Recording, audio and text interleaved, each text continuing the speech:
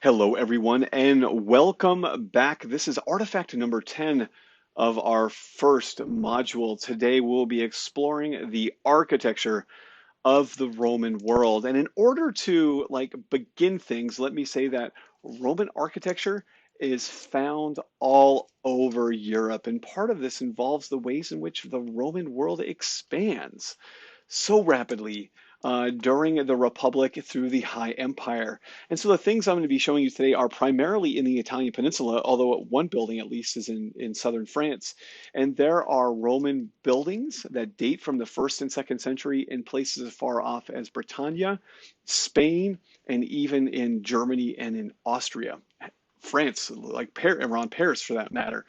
And so we're going to spend our time exploring the ways in which Roman architects are going to be modifying and changing some of the things that they admired about the Greek architects. It's not surprising. In a lot of ways, the Romans begin with a good idea and then they use it to suit their own needs. And so Roman architecture will have a whisper of Greek architecture in it, but the Romans will have materials that the Greeks never had. They'll have technologies that the Greeks never had, and they will develop architectural structures that will allow for the transformation of architectural spaces in a brand new way. All of that is going to be rather compelling. So, as a way of getting there, let's look at a first temple. This is called the Temple of Portonus. Now, the Temple of Portonus is sometimes called the Temple of Fortuna Virilis, and Portonus is the Roman god of harbors. There is a saying in English: any port in a storm. Port is a Latin word for harbor. And so this was a structure built for the Roman god of harbors. And this shows some of the ways in which the Roman architects are modifying Greek things and also using different kinds of materials. So let's start with materials. For most Greek buildings, the structure itself was made out of marble, and marble is remarkably prevalent all throughout the Greek Isles, and in many parts of Italy it is as well. But instead, what many Roman buildings are made out of is what's called tufa. Tufa is a relatively soft volcanic rock that's kind of easy to carve, but strong still. But for lack of a better phrase, it's just kind of ugly. And so what the Romans would do would make the building out of tufa and then face it with travertine or with stucco to make it look more pretty. And so travertine is kind of a low end marble. It can be polished to polished to a shine.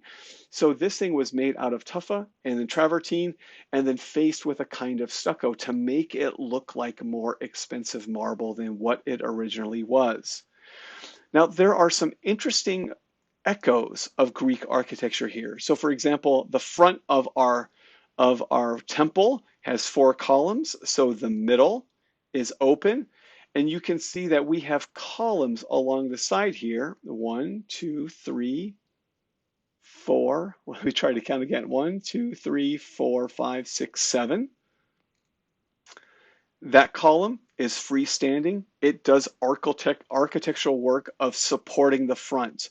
This column is the same. That column does not do architectural work. The wall does it. The Greeks never would have done that, had a wall. They had temples with columns all the way around it. This has a wall. So this is a special kind of column called an engaged column. It's a little bit different than the kinds of things we are looking at. But if we look at the order of the architecture, you can see that this is Ionic in nature. The columns have a capital with upside down volutes on it. The drum of the column has been fluted, and the columns look kind of thin. So this is a classical example of the Ionic order. And this is a plan of that building. And when looking at the plan of the temple of Portonus with that of the Parthenon, for example, you can see the ways in which the Romans have taken a Greek thing and made it different for their own use. So for the Greeks, columns all the way around, and then an interior cella that is separate from the wall. And here we have a front porch that leads you up to, or a front stairwell that leads you to this thing here. This is covered. We call it a porch, right? There it is. You come up the central stairwell to this front porch, and then the cella, you're led into the cella. There's only 2 steps here, and the steps can be approached from anywhere. And here we only have one way to get to the top of that building, and it's the stairwell here. This is a really important idea because if we think back to ideal viewing angle, remember, for the Greeks, it was this. They wanted you to see all the columns on the long side and all the columns on the short side. But that's not the ideal viewing angle for the Temple of Portonus. Because all things considered, pardon me for saying so, this is kind of ugly over here. They want you to see it frontally, which is why there's only steps on the front side. And in a lot of ways, this tells us something about the Greek and Roman relationship. The Romans are going to want you to see a building from the front. The Greeks want you to see it from the side.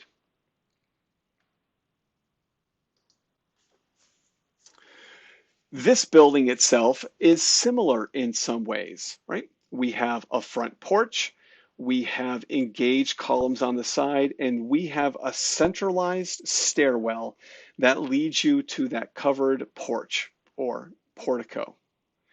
But there's something else at play here, and that is the development of our third order of architecture. This building is called the Maison Kai, quite literally means square house.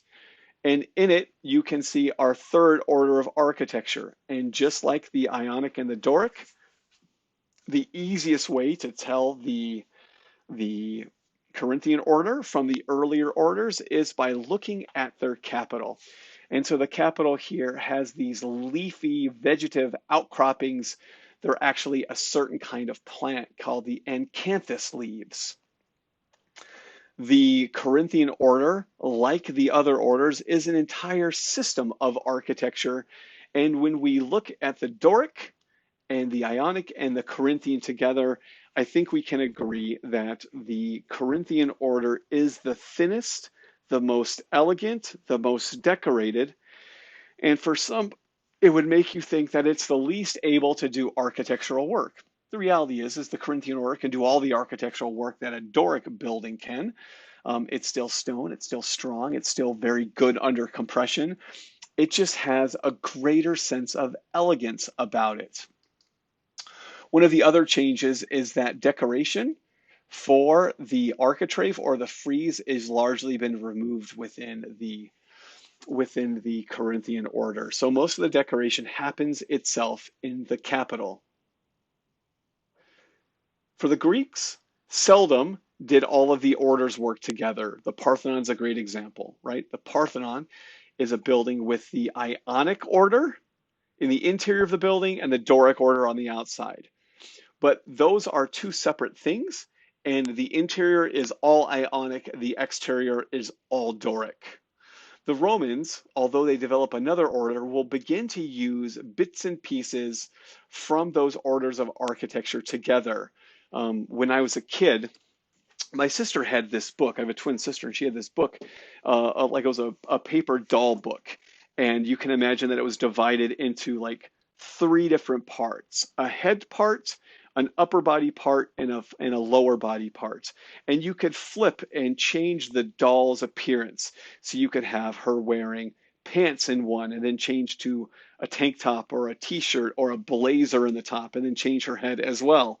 And in doing so, you had thousands of combinations for what you could make this figure look like. The Greeks never would have done that, and the Romans will. The Romans also do some cool stuff. And one of the cool things they do is they develop something that you and I lovingly call the Roman arch. The Roman arch, in a lot of ways, completely changes the ways in which architectural spaces can be enclosed. We can't have super big doorways because of the inherent weakness of stone. Like stone is really strong under compression, which means if you put it in your hand, you can't crush it. But it's really weak comparatively under what's called tension, which means if you take a big long piece of stone and separate it and then elevate it, you can karate chop through the middle of it.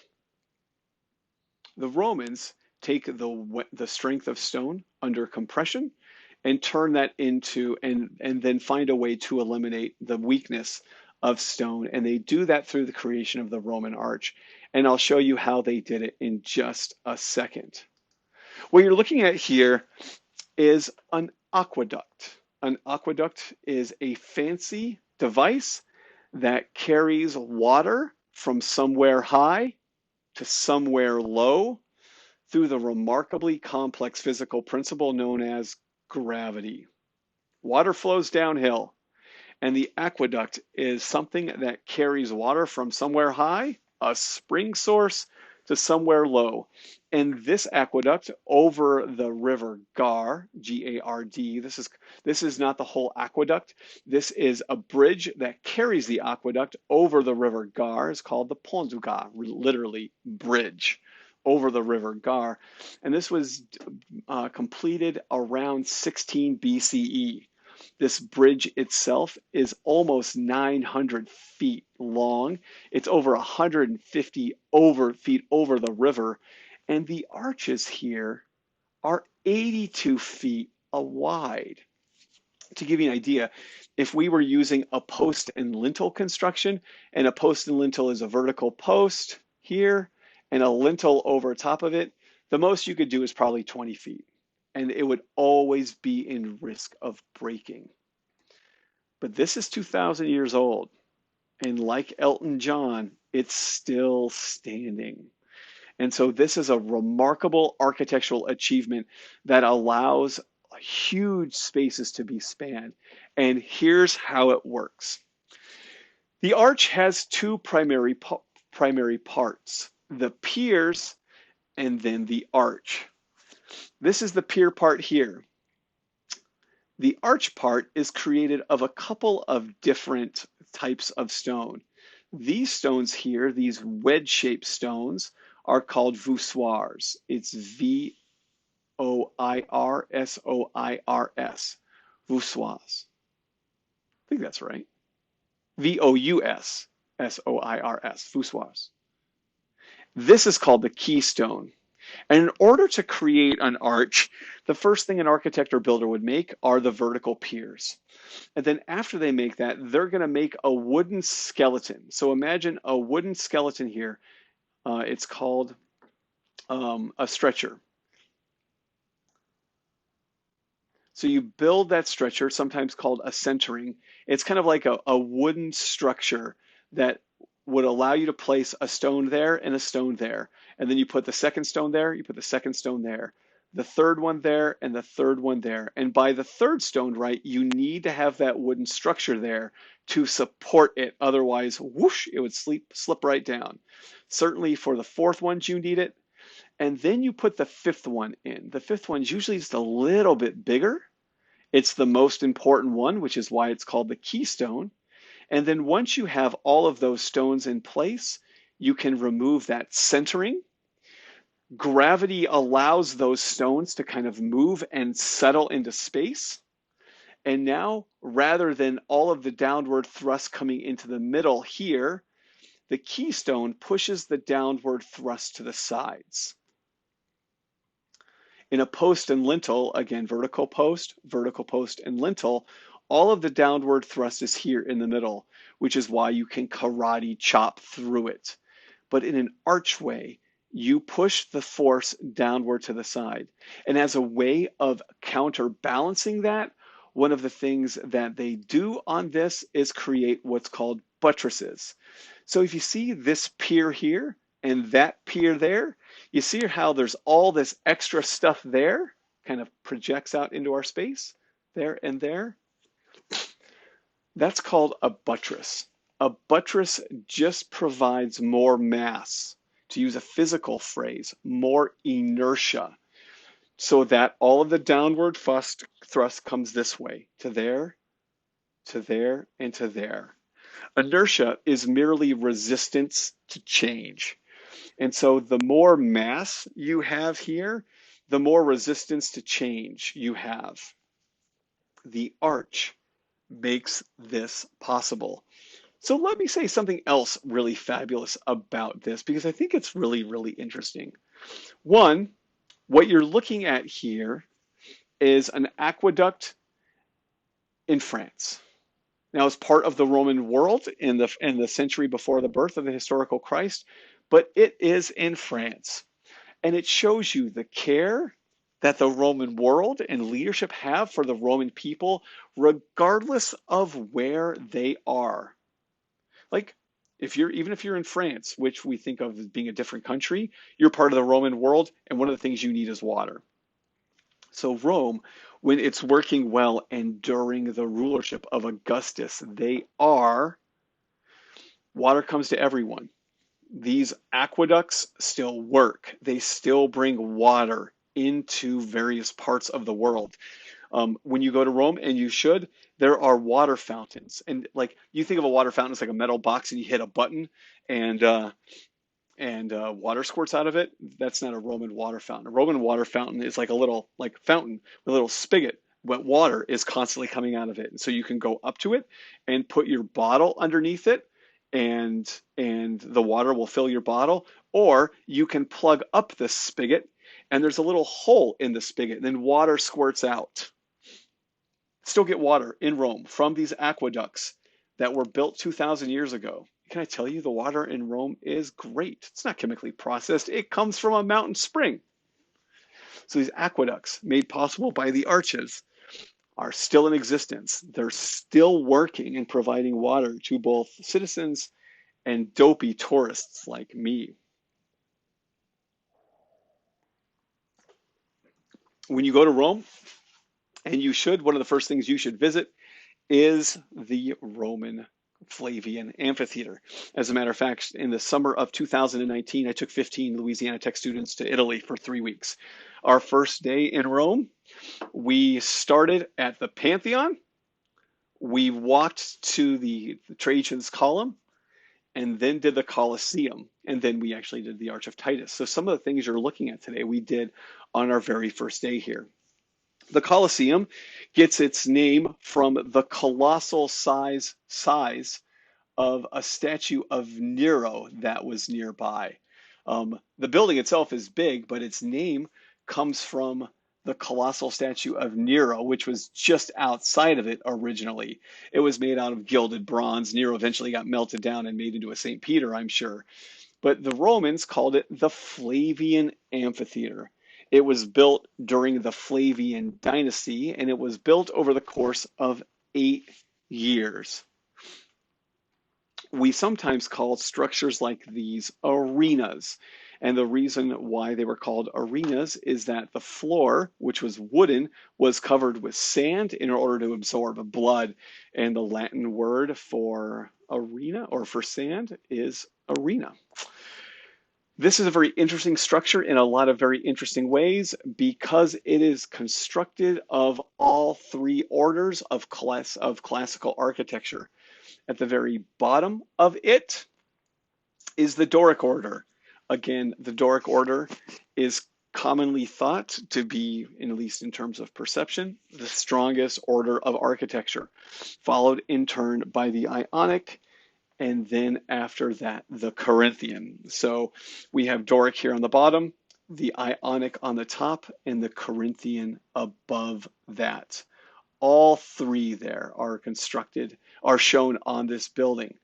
Now, to be perfectly fair, the Colosseum has gone through a variety of changes in its lifetime, and the structure you see now is no longer the structure it once was.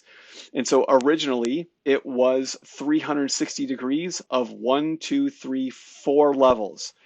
A good part of this structure has now been removed over the course of 2 millennia using the stone for other functions. So for example, you can see here part of that structure has been removed here.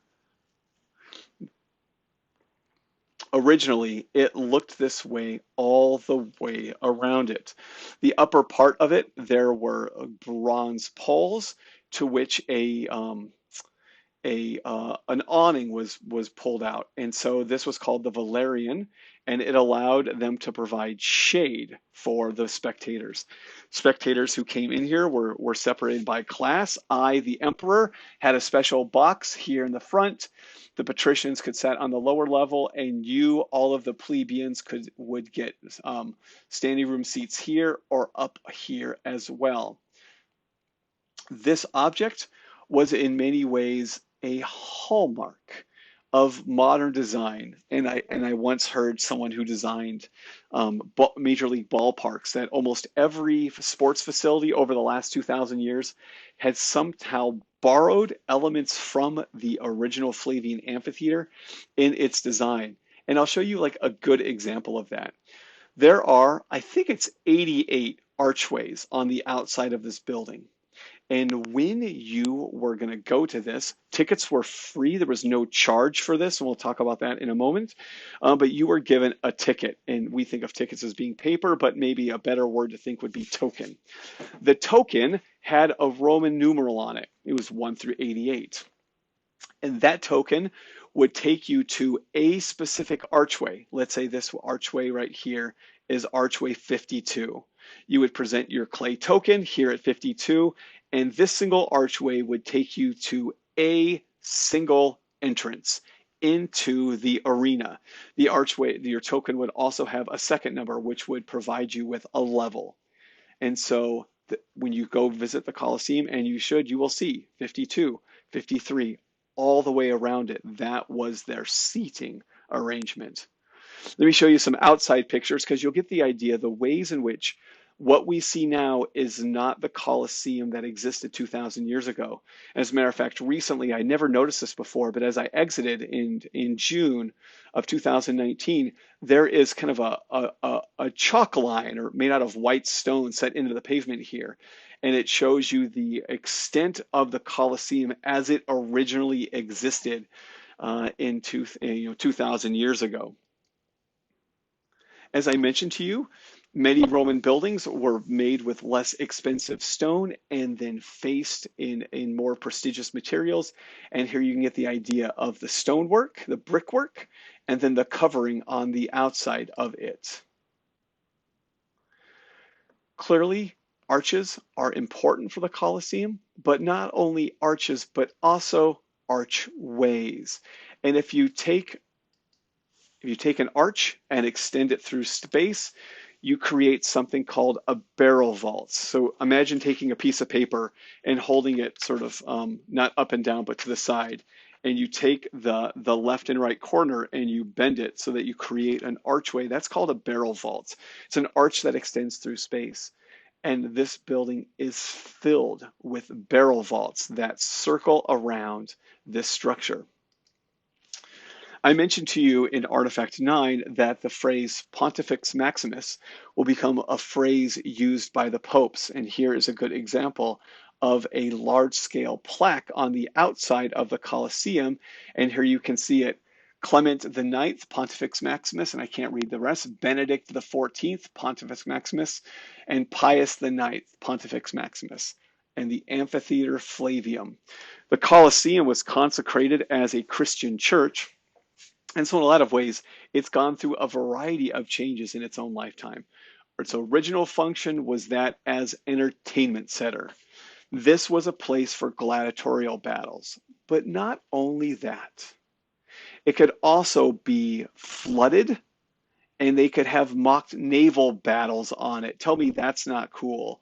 They also would bring in wild beasts and allowed gladiators to try to or not try to or successfully kill animals on the inside of it. When we see the structure now, it is a skeleton of what it once was. But originally, all of this would have been covered with a wood flooring.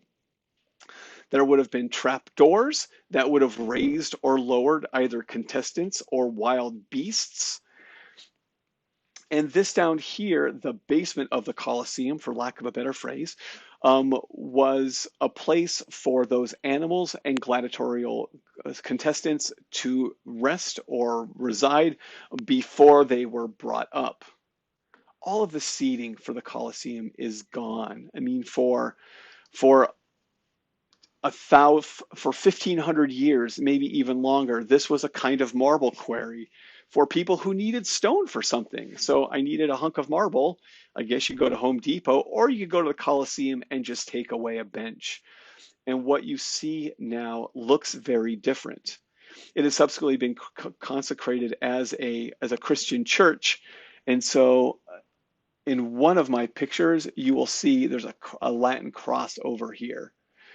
I've been to the Colosseum now, a dozen times in different times of the year. And in the winter time, it looks very mossy. It certainly looks very different in the summertime.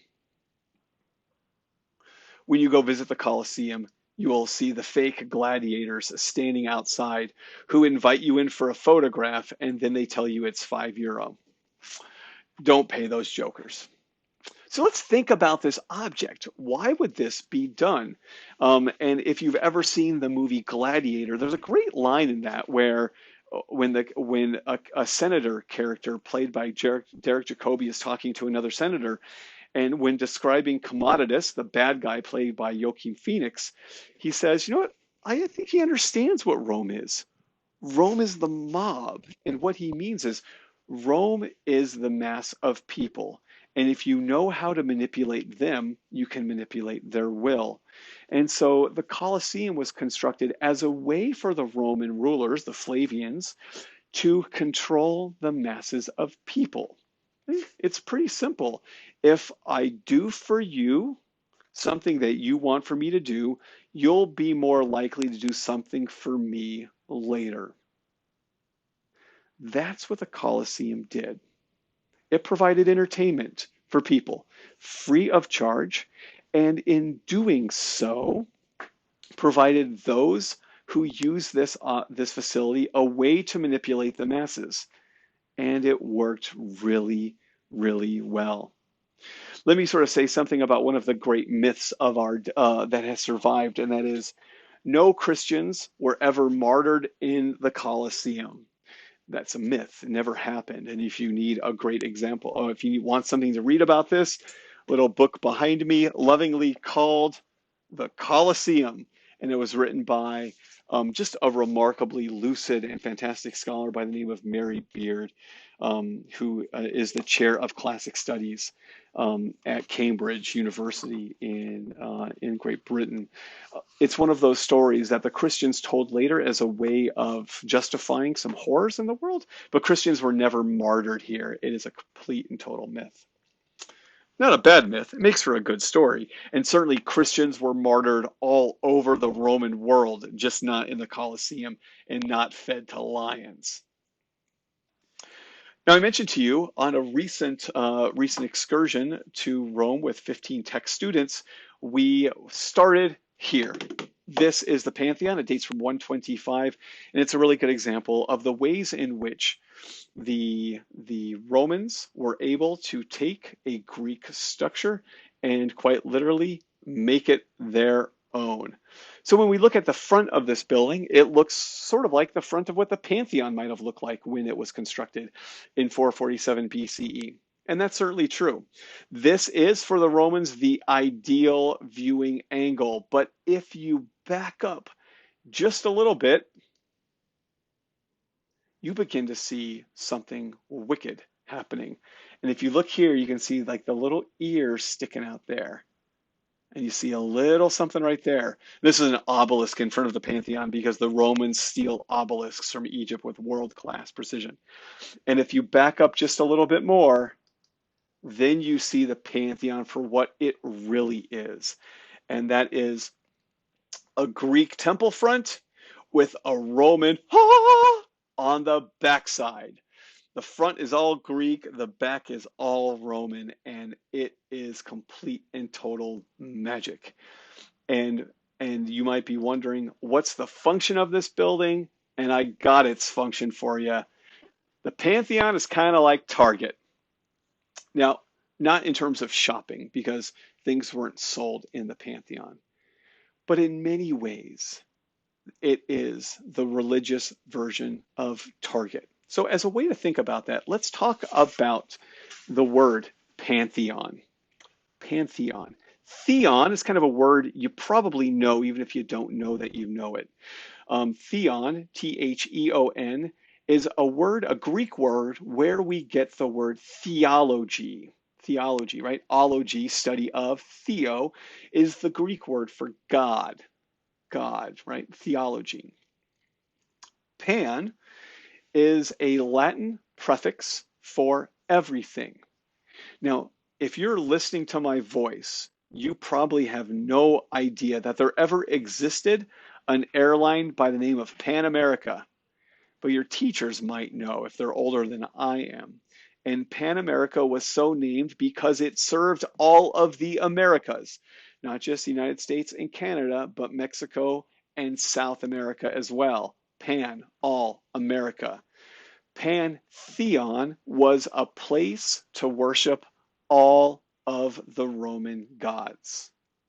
All of the Roman gods. Pantheon. And in this way, the Pantheon is kind of like Target. And I say this, there's no Target where I live, sadly, but when there was a Target where I lived, no matter what it was I wanted in life, I could probably buy it at Target. Now, I might not have bought it at Target because I don't buy dress clothes at Target, but if I wanted to, I could. I could also buy motor oil at Target, Doritos at Target, baby diapers at Target. Pretty much everything you sort of need in life, you can get at Target. It serves pretty much all of our shopping needs. And you might be sitting there and say, I can't buy a tractor at Target. You're right. I can't buy a tractor at Target, but I can buy all kinds of things for my tractor at Target. That was this function in terms of the religious structure. And when you are standing facing the target and you turn around 180 degrees, there is a McDonald's. And this makes me feel so, so sad. Atop of the Pantheon is an inscription. Let me go back. Here it is. And let me go here. There it is. And the inscription on it is written in Latin, but an abbreviated Latin, and we can decipher what it is without any problem. So M. Agrippa is Marcus Agrippus. The L and the F is Lucius. Filius means son of. So Marcus Agrippa, son of Lucius. Cos means council. Tertium means third. Like the word tertium shows up in, like, I was a chemistry minor in college, and we often talked about tertiary bonds. They're like third level bonds. And fecit. We talked about the word fecit. Remember when we looked at the Arnolfini portrait way back in Artifact 1? And I said on the back wall in the Arnolfini portrait, it says Johannes für Heck, Johannes die Eich für Heck. And that meant was there. But if you wanted to say made this, it could be fecit, right? This says in Latin atop of it, Marcus Agrippa, son of Lucius, council for the third time, made this. So we know about when it was made and about who paid for it. And the date we traditionally give this is 125 in the Common Era. And when you look at it from the top, you can see the ways in which this is, oh my goodness, fantastic new Roman stuff.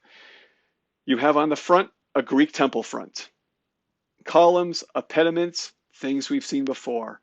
And then in the back, we have something entirely new. And that entirely new thing is made by an entirely new material that the Greeks don't have, the Romans do. That material is called concrete. I'm kind of a video game nerd in a lot of ways, and I was really excited maybe a decade ago when a game called Assassin's Creed 2 came out because it takes place in Renaissance Florence, and the one that followed that, I think, or maybe the one after that, took place in Rome. And so this is my guy in front of the Pantheon back in the Renaissance, and you can see, look, there's a cross up there. This thing is made out of concrete. The Romans developed concrete, and the concrete allows for some really fantastic things to happen. You can do two things to concrete that you cannot do to stone. The first of them is to pour it. You cannot pour stone unless it's lava, and lava is really hard to work with. So concrete is pourable, which means you can mold it. The second thing you can't do to stone that you can do to concrete is you can alter its density. Concrete is essentially a liquid. That liquid is mixed with stones, and the kinds of stones you mix with that liquid to provide it with rigidity can be altered. There are hard, heavy, dense stones. There are light, fluffy, floatable stones. I grew up in Arizona. We had a swimming pool in my backyard, and we always had a pumice stone along the side of the pool so that we could clean the tiles. Pumice is a volcanic stone that floats in water. Yes, really. And so we'll talk a bit more about this in a second, but the density of the dome itself changes as we go up. The dome itself, which is made of two parts, dome and drum, is a perfect sphere. It's 144 feet in diameter, 144 feet in height. And to give you an idea in terms of size, 144 feet is about 40 meters. 40 meters, that's from the goal line to the 40-yard line on a football field. So this is both enormous from an interior point of view, but also incredibly high. And as you can see here, the building itself is round. As you can see here, the dome itself is round. And what this means is we have a dome on a drum construction. Dome on a drum. All this means is I have taken a round dome, like my baseball here, and placed it on a round base, like my grandmother's coffee cup. And there is a spot right here where the dome is the exact size as the drum, and it rests really, really nicely. Dome on a drum, something round on something round. That's a really fantastic and easy way to construct a dome, and we will see it not always being the case because there are going to be other ways to do all of this. The Pantheon has two light sources. The first light source is this door here. I don't know how big it is. It's like 25 feet tall. It's a big door. The other light source is this thing right here. It's called the oculus. Oculus is the Latin word for eye. You might know the word ocular. It is the 27-foot tall or 27-foot wide big opening in the dome. There it is. And what this means is that when it's rainy, the inside of the Pantheon gets wet. One of the last days I was in Rome in July of 2019, it was raining that day, and they had set up kind of like sort of things around here because this is a marble floor. Marble floors get really slippery when they're wet. And so it was raining that day. There was water all over here. And what's fascinating is on the floors here, there's drainage. So you got to get that water out somehow, and so the floor has holes in it. This building is a miracle in some ways because it is alive. It seems like a really silly thing to say, but it's alive. It changes every day because as the sun moves across the sky, how this building is illuminating is constantly changing. And you see this big bolts of light sort of shine through. I'll talk about bread in a second. Shine through. It absolutely transforms this space as things move around. It is absolutely amazing. So let's talk about bread. The Pantheon, the dome of the Pantheon, is kind of like bread. And I say this as someone who, over the past couple of weeks, has taken up a very keen interest in baking bread because it's easy and delicious. I can tell you that you can make super heavy, light and fluffy bread, or you can make really dense, heavy, hard bread. And it all depends upon how much yeast you put in it. So I don't eat Wonder Bread because it's not bread to me, but if you were to take a slice of Wonder Bread and put it in your hand and ball it up, it would go from being a loaf of bread to something about the size of a golf ball. And that's because there's so much air in Wonder Bread because of the yeast that it is very light and fluffy. If you were to throw a loaf of Wonder Bread into a lake, I bet it would float. But other kinds of bread, the bread that I sort of like to make, is a little bit heavier and denser. And so this illustration here works out really well. At the base of the dome, the concrete that they've made is very heavy, dense concrete. It's sort of like real bread because this layer of the dome has to do a lot of architectural work for all the downward thrust coming this way. But the further up you go, the less downward thrust each segment needs to do. So for example, this section right here doesn't have to support any of this dome here. It only has to support this dome here. So as a result, that part of the dome is much lighter, much fluffier concrete. The stones that they've mixed with it is actually pumice. And as you go up here, it's actually not stone at all. What they have in there, it's so fascinating. What they have in there isn't rock or stone at all.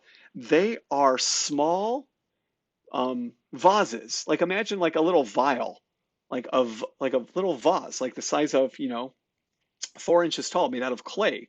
And they stopper it up. So it's filled with air. And they use those as a way of providing the concrete with some rigidity. So as we go up, the density of the concrete goes from being very high density to being lower in density. The other thing that's happening here, and you can certainly tell here, is that the width of the dome changes. This right here is about 27 feet thick. At the base of the dome, the wall is 27 feet thick.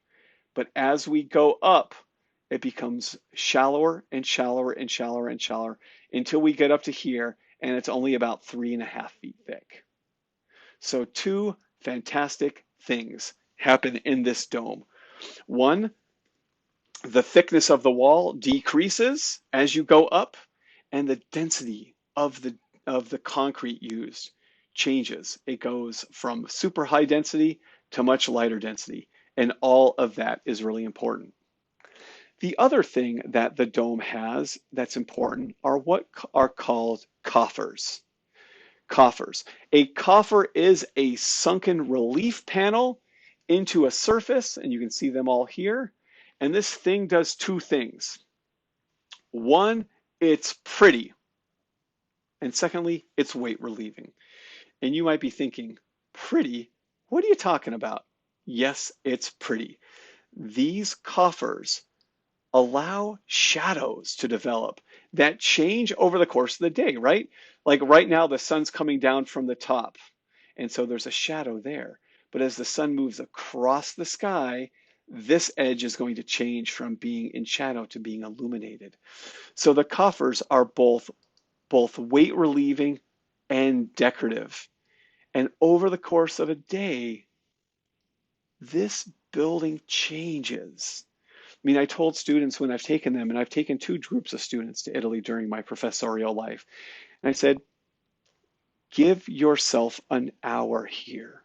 And over the course of an hour, the sun is going to move, right? 13% across of the daytime sky. But not only that, clouds are going to cover the sun and change the way this building looks like. It is absolute magic, and it shows the ways in which the Romans are completely willing to change something that was working well for the Greeks and make it their own as well. Like this is both partly Greek, but also remarkably Roman.